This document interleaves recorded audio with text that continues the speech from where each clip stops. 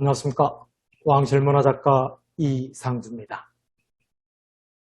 태종 이방원 승하 600주년에 공개되는 비밀의 역사 미스터리 태종 이방원의 헌능에는 임금의 길이 없습니다. 헌능에서 왕의 길, 임금의 길, 어로가 사라진 이유를 알아봅니다. 조선의 절대 권력자가 태종과 세조입니다. 태종의 헌능과 세조의 광능에는 공통점이 있습니다. 임금의 길, 왕의 길, 어로가 없다는 점입니다. 세조의 광능은 내가 죽으면 모든 것을 간소하게 하라는 유언의 결과로 생각할 수도 있지만 태종은 그와 같은 유언도 남기지 않았습니다. 그렇다면 그 이유는 무엇일까요? 먼저 헌능을 살펴보겠습니다. 헌능은 하늘이 만들고 땅이 숨긴 명당 중의 명당입니다. 헌능 비음기에 다음과 같은 내용이 있습니다. 헌능은 광주 서쪽 대모봉 아래 건해산에 있다.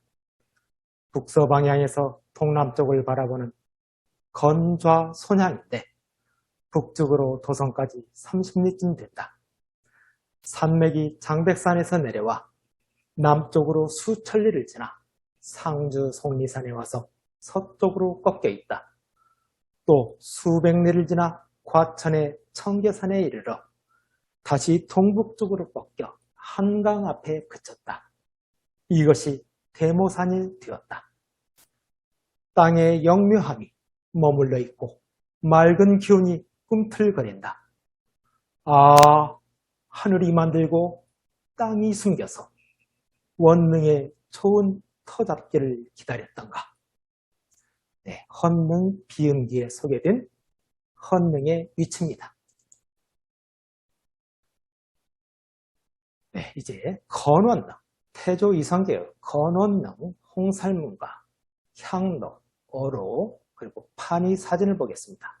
건원능에는 이렇게 홍살문 옆에 판위가 있고 정자각으로 향하는 길에 향로가 있고 그 오른쪽에 어로가 있습니다. 자, 왕능이 신의 영역임을 알려주는 게 금천교와 홍살문입니다. 재앙 공간의 시작인 홍살문은 향로와 어로를 통해 정자각으로 연결됩니다. 능의 이상 유무를 살피는 동심 때 임금은 홍살문 우측에 있는 전도를 깐 판 위에서 4번 절을 합니다.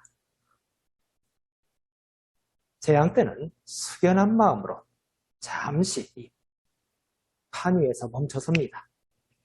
예의를 갖춘 마음은 투박하고 거칠게 다듬어진 돌길인 박석을 따라서 천천히 그리고 고개를 숙이며 경건한 마음으로 정자각을 향합니다. 그런데 헌능에는 태종의 헌능에는 임금의 길, 왕의 길, 어로가 없습니다. 자, 다시 설명드립니다. 돌길, 즉 박석, 홍살문에서 정자각으로 가는 박석의 돌길은 2개로 나뉩니다. 왼쪽에 한 단이 높은 박석으로 조성된 길이 있고 그 옆에 오른쪽에는 한 단이 낮은 길이 있습니다. 높은 길은 홀령이 이용하는 실로, 낮은 길은 왕이 걷는 어로입니다. 실로인 향로에는 신의 길로 제향을 봉양하기 위해 향, 축, 패를 든 제관이 걷습니다. 신과 함께 신에게 제사 지내기 위한 제관의 길로 임금도 감히 걸을 수 없는 신성한 길입니다. 조선왕조실록에는 실로를 향어로, 향로로 기록했고 광릉지에는 정로로 표현했습니다. 반면 임금이 다니는 길은 조선왕조실록, 종묘의궤도설, 종묘의궤 성록 등의 어로로 나옵니다. 실로와 어로의 길이는 왕릉마다 다른데 대략 300척입니다. 지금 거리로 환산하면 약 90m 정도죠. 이에 비해 헌능의 홍살문에서 정자각까지 거리는 3분의 2 정도 거리인 60m입니다. 이 길에 폭 1.7m의 박석이 깔려 있습니다. 그런데 헌능에는 영혼인 신이 다니는 길이 존재하지만 살아있는 왕이 걷는 길이 없습니다. 박석길은 단 하나, 향로만 있고 어로가 없습니다. 헌능은 홍살문부터 향로, 어로가 아닌 향로를 통해 월대 앞에서 오른쪽으로 길 꺾입니다. 월대 동쪽에서 접근하여 각각 계단을 통하여 베이청에 오르게 되어 있습니다. 왜 그럴까요? 헌능에는 임금의 길인 어로가 없는 까닭은 무엇일까요? 또 홍살문 옆에 판위도 없는 이유는 무엇일까요? 이는 원래 어로와 판위가 존재했는데 훼손돼 사라진 것으로 볼 수 있습니다. 헌능은 건원능과 재릉, 후릉을 참고해서 박자청이 건설을 했습니다. 임금의 길인 어로가 없는 왕릉은 존재할 수가 없습니다. 어쩌면 헌능에는 향로, 어로와 함께 세자로도 있을 가능성이 있습니다. 조선 후기 영조가 훗날 정조가 되는 세손과 함께 헌능을 찾은 기록이 있는 데서 유추할 수 있습니다. 또 가장 최근에 왕이 찾았던 기록은 고종 20년인 1884년 8월 24일입니다. 당시에 어로가 없었다면 임금이 통행하는 데 불편이 세겠죠. 그래서 어로가 없었다면 임시 어로라도 만들어야 하는 상황이었습니다. 그러나 임시 어로를 만들었다는 기록이 없습니다. 이는 당시까지는 임금이 재항을 모시는데 불편함이 없는 상태, 즉 어로가 있었다는 것으로 해석할 수 있습니다. 그런데 그 후 언젠가 어로와 판위가 훼손됐고 사라졌던 것입니다. 어로 훼손은 향로와 어로 위치 변화, 그리고 산 위에서 밀려오는 토사로 인해서 어로가 묻히는 등의 이유를 생각할 수 있습니다. 실제로 영조시대 헌능, 홍살문의 위치는 지금보다 동쪽으로 한참 치우쳐 있습니다. 헌능, 능원지에 보면은 헌능 능 아래 135보 거리의 정자각이 있다. 즉 헌능 봉분에서 아래로 135보리의 정자각이 있고, 정자각에서 오른쪽으로 40걸음을 걸으면 수라청이 있고, 왼쪽으로 38걸음을 걸으면 수복방이 있다고 했습니다.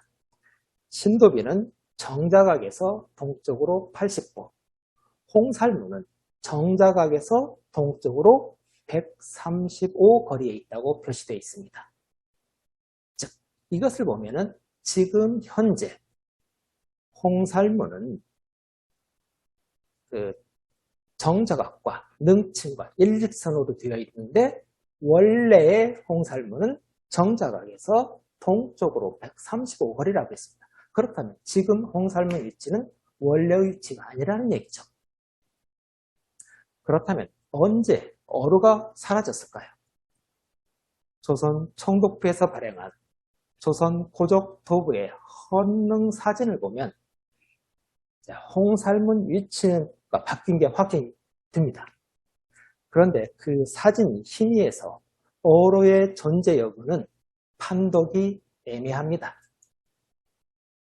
이 사진이 그 헌능, 일제시대의 헌능 사진입니다. 1915년에서 1935년 사이에 찍은 사진인데요. 이로 보면 홍살문 위치는 최소 1935년 이전에 바뀐 것을 알 수 있습니다. 다만 이 어로, 즉 향로 옆에 박석이 조금 있습니다만 이게 어로인지 향로를 받침하는 옆에 주변 도인지 판독은 사실 어려운 상태입니다. 향로 옆에 도를 어로로 보면은 어로는 일제강점기 이후에 사라진 것으로 생각할 수 있습니다. 자, 현재의 헌능, 홍살문, 향로, 정자가 현재 헌능은 홍살문에서 향로, 정자가 그리고 능침이 일직선상에 있습니다. 조선 고적 도보와 비교하면 이 홍살문이 왼쪽으로 한 30도가량 치우쳐 있죠. 그래서 일제시대와 지금의 홍살문 위치가 다름을 알 수 있습니다. 자, 그 길은 왕릉에도 있고 궁궐에도 있고 종묘도 있습니다. 자, 궁궐의 길을 한번 보겠습니다. 궁궐에는 박석이 깔린 세 갈래 길, 3도가 있습니다. 자, 가운데 조금 높은 길이 왕의 길인 어로이고 좌우로 조금 낮은 길이 신하의 길인 문무관의 길입니다. 자, 왕릉과 종묘는 신의 영역이죠. 신이 주인이고 임금은 주인이 아니죠. 그런데 궁궐은 임금이 주인이니까 가장 높은 길이 임금의 길, 어로가 되겠습니다. 자, 왕실 사당인 종묘에도 3개의 길이 있습니다. 가운데 길은 홀령이 다니는 실로이고 오른쪽은 왕이 다니는 어로, 왼쪽은 왕세자가 다니는 세자로가 됩니다. 종묘에서 신향로는 신주를 종묘에 모시거나 제사를 위해 향, 축, 패를 들여올 때 이 길을 이용합니다. 또 신이 다니는 곳이 아닌 신을 위해 제사를 지내기 위한 사람도 다니는 곳이죠. 그렇게 임금도 신향로는 다닐 수가 없습니다. 신을 위한 길은 옆의 길보다 약간 높게 했죠. 정전 앞의 월대에서는 가운데 검은색들로 품위를 높인 길을 만들었습니다. 정전을 양분하는 이 길도 신이 된 왕과 왕비의 위패만 다닐 수 있는 실로입니다. 왕릉에도 예의적으로 3도가 있습니다. 철종의 예릉이 그 예입니다. 철종의 예릉은 철종이 나중에 황제로 추존되면서 향로 왼편에 어로가 추가가 돼서 3도가 되었습니다. 그러나 무소불위의 절대 권력자 태종이 잠든 헌능에는 왕이 재앙을 위해 걷는 길이 없습니다. 왕이 봉심을 하면서 북궁 사배를 하는 판위도 사라졌습니다. 원래 판위와 어로는 있었지만 지금까지 복원되지 않고 불완전하게 있는 현실이 헌능의 현 주소입니다. 절대 권력자 태종 이방원의 입장에서는 이 말을 되뇌일 수 있겠습니다. 아, 세월의 무상함이여. 지금까지 위대한 군주 태종의 헌능에는 향로, 실로는 있는데 왕이 걷는 어로가 없다는 말씀을 드렸습니다. 태종 승하 600주년에 맞아 공개되는 헌능의 비밀, 태종의 헌능에는 왕이 걷는 어로가 없습니다. 감사합니다.